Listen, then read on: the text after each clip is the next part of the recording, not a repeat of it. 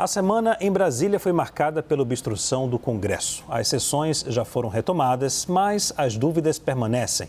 A oposição chegou a um acordo com Hugo Mota? Os deputados que ocuparam a mesa diretora serão punidos? A obstrução da Câmara altera a configuração de poderes no Congresso Nacional? Para responder a essas perguntas, nós convidamos para participar do CNN Arena a deputada Rosana Vale, do PL, e o deputado Pedro Campos, do PSB. Aos dois, eu agradeço pela presença aqui na CNN mais uma vez. Boa noite aos dois. Eu vou fazer a pergunta e cada um terá 2 minutos para a resposta. Quando chegar ao finalzinho do tempo, eu posso citar um ok, de forma sensível, para somente fechar o raciocínio. Não quero interrompê-los para não ficar aquela coisa chata, ok, várias vezes. Combinado? Deputado Pedro... Ok. Deputado Pedro Campos, alguém sai fortalecido depois desse episódio? Boa noite, obrigado pela presença.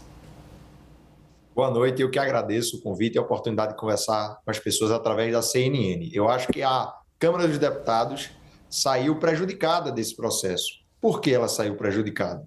Porque a gente viu, durante esses 2 dias, cenas ridículas, cenas patéticas, que envergonham a Câmara dos Deputados. Deputados colocando mordaça na boca, no olho, no ouvido, sentando em cima da mesa, que é a mesa diretora dos trabalhos, e uma série de coisas que envergonham a população. Agora, também, a partir da atitude do presidente Hugo Mota, do Colégio de Líderes e da construção do diálogo, nós conseguimos vencer esse enfrentamento. Com o presidente Hugo Mota conseguindo sentar na cadeira que é sua por direito, ele foi eleito para isso, e sair fortalecido nesse processo, principalmente agora que a gente aguarda que as punições sejam dadas àquelas pessoas que, mesmo após todo tipo de negociação, todo tipo de esforço de conciliação, mesmo assim se recusaram a deixar o presidente Hugo Mota passar e a deixar o presidente sentar na cadeira. Essas pessoas têm que ter a devida suspensão para poder a gente garantir que a Câmara saia fortalecida ao final de todo o processo. Deputada Rosana Vale, alguém sai fortalecido depois desse episódio na Câmara? Boa noite, obrigado pela presença. Boa noite, Pedro, deputado Pedro, boa noite, Leandro. Sim, a oposição sai fortalecida porque quem denuncia a injustiça não ameaça a democracia e sim fortalece a democracia. Porque o que nós estamos assistindo é uma tentativa desesperada de calar a oposição, calar um campo político inteiro. E isso não se sustenta, nem no regimento interno da casa. E eu vou dizer com todas as letras, obstruir não é crime, é um direito parlamentar que está garantido na Constituição. A obstrução que nós fizemos foi simbólica, foi pacífica, foi clara e foi justificada. Nós sentamos à mesa porque a oposição vem sendo ignorada sistematicamente. Pautas de interesse nacional estão sendo engavetadas simplesmente porque elas contrariam a agenda do governo, contrariam setores do judiciário que atuam também como protagonistas do governo. O que aconteceu não foi um ato de rebeldia, foi um ato de coragem. E vocês da esquerda, PSB, PT, usaram essas mesmas estratégias dezenas de vezes. Em 2016, em 2017, em 2018, invadiram o plenário, gritaram, ergueram cartazes, pediram Lula livre e ninguém chamou aquilo de motim. Mas agora, quando a direita se levanta, vocês querem rotular de vandalismo. Então isso não cola mais. É uma tentativa clara de manipulação da informação. Aliás, é o costume da esquerda. Distorcer os fatos, manipular os fatos, só que a esquerda não está acostumada com a resposta. A direita se mobilizou, não aceita mais receber esse conteúdo empacotado, que não é verdade, não é democracia quando só um lado pode falar, e é o que está acontecendo na Câmara hoje. Nós não quebramos microfone, não arrombamos porta, não rasgamos a Constituição. A nossa Constituição, sim, ela está sendo ferida, desmoralizada pelo governo Lula, está sendo desmoralizada com o aval do STF e de uma parte da Câmara, que é conivente ou está acovardada. O que nós fizemos, ocupando as cadeiras da mesa diretora, foi usar um instrumento legítimo para dizer: chega de silêncio imposto, chega de pauta seletiva, chega de blindagem institucional, para quem deveria dar exemplo. E mais, nós exigimos o avanço do projeto da anistia aos manifestantes do 8 de janeiro, muitos dos quais estão presos ali sem julgamento. Então, foi uma manifestação legítima. Deixe-me conceder 30 segundos para cada um agora. Deputado Pedro. dizer que nada disso é a verdade do que a gente viu. A gente viu, sim, balbúrdia, a gente viu o painel da Câmara dos Deputados ter mais de 260 presenças e o presidente Hugo Mota ser impedido de sentar na cadeira que foi eleito. Obstrução se faz com o comando da liderança de obstrução, com a obstrução feita da maneira regimental e não impedindo o presidente Hugo Mota. E Rosana sabe disso. Existiam ali deputados do PL tentando levantar a força Polon e Marcel Van Hatten da cadeira do presidente. Não é possível que a gente ache que isso é normal numa democracia. Não é. Democracia não é anarquia. Democracia não é balbúrdia. Democracia tem regra. A Rosana citou aqui exemplos. Eu respondo pelos meus atos enquanto parlamentar. Eu nunca sentei na cadeira que eu não fui eleito para estar sentado. Agora, teve gente que estava sentado na cadeira que não foi eleito. E não é a primeira vez que a gente vê isso. No 8 de janeiro, fizeram isso com a cadeira do presidente da República, dos ministros do STF, do Senado da República e, infelizmente, agora os parlamentares que deviam dar o exemplo repetiram atos e cenas parecidas com o que a gente viveu no 8 de janeiro e que não é possível que a gente permita que elas se repitam no Brasil. Até porque a gente quer um país ordeiro, a gente quer um país que desenvolva socialmente e que foque nas pautas da sociedade, que não é soltar o presidente Jair Messias Bolsonaro. A pauta da sociedade é isenção do imposto de renda, é gratuidade da conta de energia, são todas essas ações que são importantes para garantir que o povo possa viver melhor. E se você for ver, até na questão da anistia, deixaram a anistia para depois. Primeiro vão mexer no foro privilegiado para beneficiar Bolsonaro e depois cuidam das pessoas da anistia. Deputada Rosana. Deputado Pedro, é meu segundo mandato e eu já vi tantos absurdos provocados pela esquerda no plenário da Câmara. Eu já vi deputadas chamando deputados de oposição de ratos no plenário. Eu já vi com cartazes. Eu já vi, inclusive, vi a deputada do PT dando um soco no nosso deputado Nicolas. Então, essa balbúrdia foi provocada pelas manifestações da esquerda, né?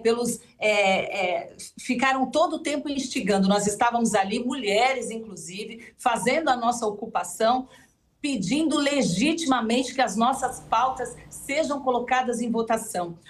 Eu acredito que o deputado entende que não é democracia quando um projeto que é aprovado, a urgência dele, pela maioria, por mais de 250 deputados, por que ele não é pautado? Então, é uma pauta que é o clamor da sociedade. A população quer que a gente a represente ali. E os deputados, por quê? Isso é democracia? Quando um projeto que tem número suficiente para ser votado não é colocado em pauta. Se a esquerda tem tanta certeza que a anistia não vai ser aprovada, por que essa insistência? No Senado, nós estamos vendo a mesma coisa. Então, o que nós fizemos, eu não defendo vandalismo, não defendo quebra-quebra, mas é preciso separar muito bem o que aconteceu. A gente está vendo uma Câmara acovardada. Estão tentando silenciar um campo político inteiro e nós não podemos nos calar. A sociedade cobra isso da gente, essas manifestações. Nós queremos ver as nossas pautas sendo colocadas em votação. Não é possível que o presidente da Câmara e o presidente do Senado decidam o que fazer com o país. A Câmara é composta por 513 deputados, o Senado por 81 senadores e eles são legítimos para tomar essas decisões do que deve ser pautado. Ok.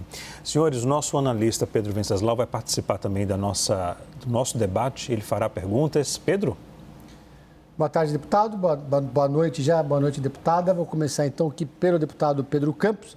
Queria saber a mesma leitura de ambos sobre o papel e o desempenho do presidente da Casa, Hugo Mota, nesse episódio. Ele sai maior ou sai menor dessa obstrução física que aconteceu depois dessa obstrução física no plenário? Nós temos um episódio que ainda está tendo todos os seus desdobramentos. A gente aguarda, inclusive, as sanções que vão ser feitas aos deputados que impediram o presidente Hugo Mota de sentar na cadeira. Mas entendemos que ele tem demonstrado virtudes importantes. A virtude da paciência, da moderação, do diálogo, tudo isso está faltando muito no Brasil. E falta, e aqui é preciso dizer, falta muito à direita e falta também à esquerda. Por isso que a gente tenta ser um canal de diálogo, de mediação, de conseguir encontrar esses consensos. E essa virtude do presidente Hugo Mota foi importante. Eu acredito que no desfecho disso tudo, que vai ser feito com a suspensão daqueles que insistiram até o final. Porque teve gente que desistiu no meio do caminho de tomar aquela atitude da obstrução. Teve gente que acabou botando a mão na consciência antes do presidente Hugo Mota se dirigir até a cadeira. Mas teve gente que com o presidente Hugo Mota em pé atrás da cadeira, continuou insistindo em sentar no lugar que não foi eleito, nem pelo povo, nem pelos deputados. Para esse, eu acredito que a suspensão tem que ser disciplinar, tem que ser pedagógica, e com isso o presidente Hugo Mota sairá maior, fortalecido de todo esse processo. Deputada? Olha, todas as vezes que a esquerda se manifestou dessa forma no plenário da Câmara, ela não foi responsabilizada, porque foi considerada que era uma atitude legítima da oposição. Então, eu espero que haja o mesmo entendimento. Eu creio que o Hugo Mota sai enfraquecido, porque se houve apoio para a eleição dele como presidente, houve também acordos para que os projetos e as pautas da direita fossem colocadas em votação. Nós não estamos querendo as pautas aprovadas. Se a esquerda tem tanta certeza que essas pautas não são importantes para o Brasil, então vamos colocar em votação para ver se elas serão aprovadas ou não. Isso é democracia. Agora, o jeito que está sendo feito, onde a Câmara decide projeto, aprova ou não aprova um projeto, e simplesmente o governo não se sente atendido e recorre ao STF e conseguiu fazer essa união, né, das intenções do governo com as intenções do STF, acabou a democracia no nosso país. Então, o que nós vamos fazer? O que a oposição vai fazer? A gente está vendo o governo Lula, um governo totalmente atrapalhado. Tiveram 2 anos para votar projetos importantes para o Brasil.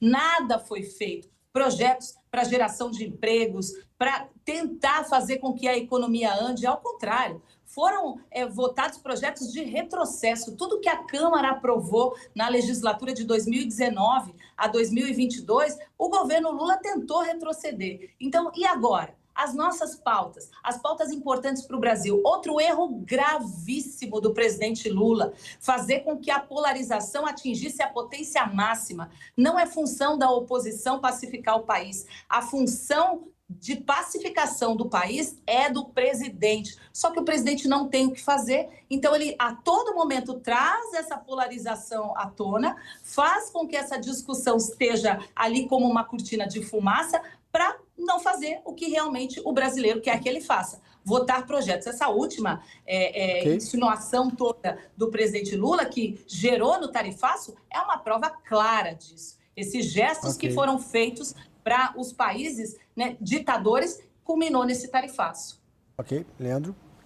Deputada Rosana, o que fazer para apaziguar e para pacificar o cenário no Congresso Nacional? Primeira coisa, nós temos que pôr essa anistia para ser votada. Isso é ponto para que a gente consiga abaixar essa fervura e pacificar o país. Se ela vai ser aprovada ou não, depende da votação de parlamentares eleitos pelo povo. Então, esse é o ponto principal. Segundo, o presidente Lula precisa pôr a mão na consciência e parar de falar o tempo todo contra a direita. Ele parece que ele não é presidente do Brasil inteiro, ele é presidente só de quem o elegeu.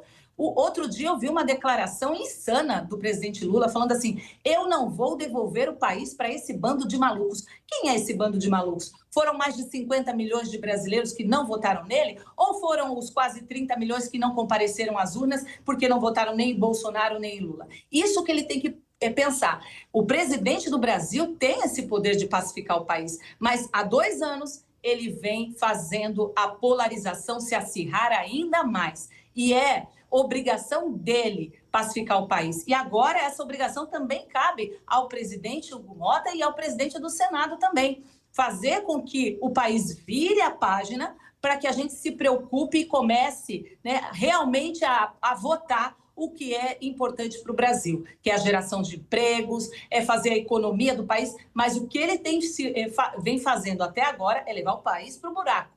Esse tarifaço é uma prova clara. Ele tenta resgatar, agora há pouco vi também uma declaração dele, tenta resgatar, jogar a culpa em alguém, ou seja, eu não faço nada e nunca tenho culpa de nada. Isso não é governar o país. Deputado, o que fazer para pacificar a situação, o cenário no Congresso Nacional?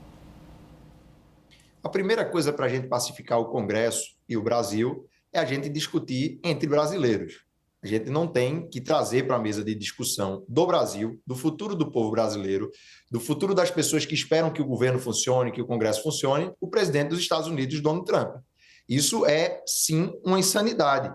Isso é, sim, nocivo ao país. Isso é nocivo ao estado de São Paulo, por exemplo, que a deputada Rosana representa. Os produtores de café estão aí aguardando alguma mudança no tarifaço. Os de laranja e os que trabalham na Embraer agradeceram a interlocução do presidente Lula e do vice-presidente Alckmin, que conduziram esse processo. E eu sei que o povo de São Paulo tem visto, por exemplo, a atuação do governador Tarcísio de Freitas e achando que um governador de São Paulo não pode estar embaixo da asa de um ex-presidente. O governador de São Paulo tem autoridade para poder tomar as decisões em defesa do povo de São Paulo. Então, acho que o grande passo para a gente conseguir pacificar o país é tirar essa influência interna, tirar as pessoas que estão hoje trabalhando ao lado dos Estados Unidos para criar o caos.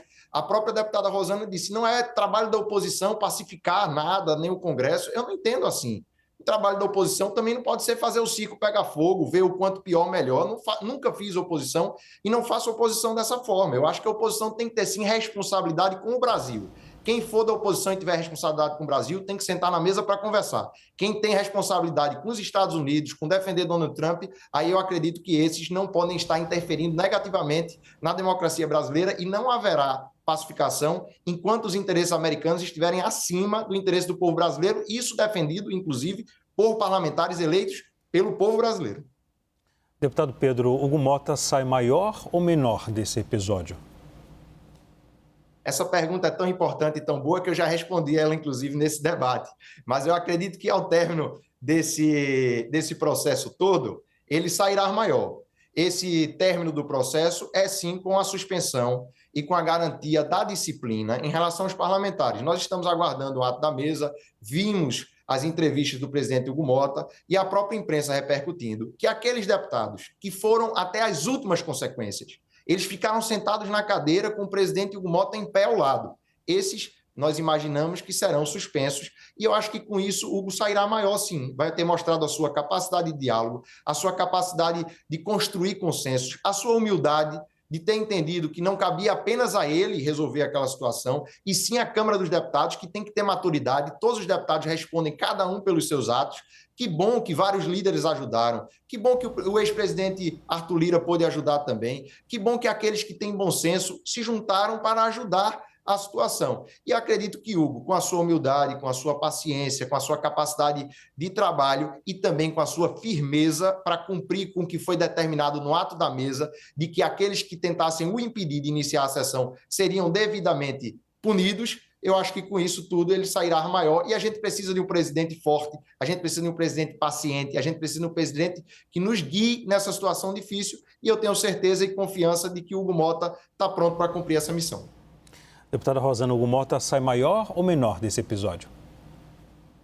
Também já respondi que ele sai enfraquecido, porque tem demonstrado que não tem palavra ao longo dessa gestão que ele vem fazendo. Agora, o PL sempre trabalhou por uma oposição propositiva. Nós aprovamos projetos muito importantes para o país, diferentemente do PT. Durante os 4 anos do governo Bolsonaro, o PT sempre trabalhou pelo caos. Quanto pior, melhor. Esse não é o nosso posicionamento. Então, a gente espera realmente que haja pacificação do país. O tarifaço é péssimo. Eu represento aqui a região da Baixada Santista e o litoral, onde tem o Porto de Santos. Quase 15% de tudo que sai do Brasil através do Porto de Santos vai para os Estados Unidos. Isso é ruim, né? Mas o Lula não tem feito nenhum gesto sequer. Ele só dá a declaração dizendo, eu não vou me humilhar, não vou ligar.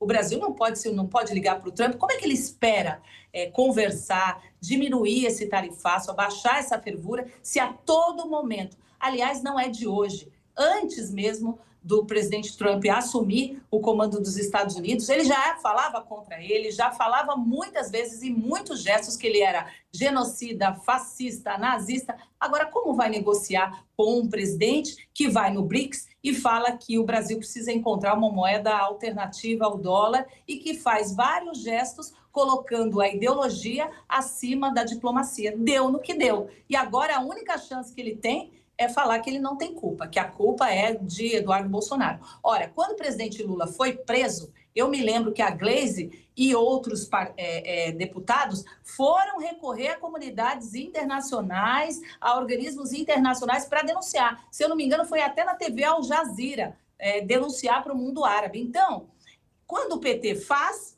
tudo bem, não é legítimo procurar, denunciar na comunidade. Agora, quando a direita faz, né, o que está sendo feito pelo Eduardo, que é denunciar justamente essa ditadura, né, essa organização aí de STF com o governo para calar a oposição, nós teremos eleições o ano que vem. Alguém pode achar legítimo calar um ex-presidente da República, colocá-lo numa prisão domiciliar, sem que ele consiga, ele é hoje o principal articulador da direita. Okay. Alguém acha que isso é democracia? Calá-lo totalmente para que ele seja impedido de apoiar o nosso campo político, as pessoas que representam os nossos valores, né, o nosso jeito de pensar? Ele não pode dar entrevista, não pode se pronunciar nas redes sociais, e assim, não só com ele, com outros políticos da direita também. Isso é você pôr a mão no jogo, você interferir no jogo político. Então, eu acredito que a população, mesmo quem não votou em Bolsonaro, que a população está assistindo isso e não está concordando com os rumos que o Brasil está tomando. Desculpem interromper, o nosso tempo acabou. Quero agradecer aqui a deputada Rosana Vale, do PL, e também o deputado Pedro Campos, do PSB. Obrigado pela disponibilidade ao falar com a gente aqui da CNN. Uma boa noite e até a próxima. Obrigada, um abraço e até a próxima. Obrigado, Rosana. Um abraço aos dois. Obrigado.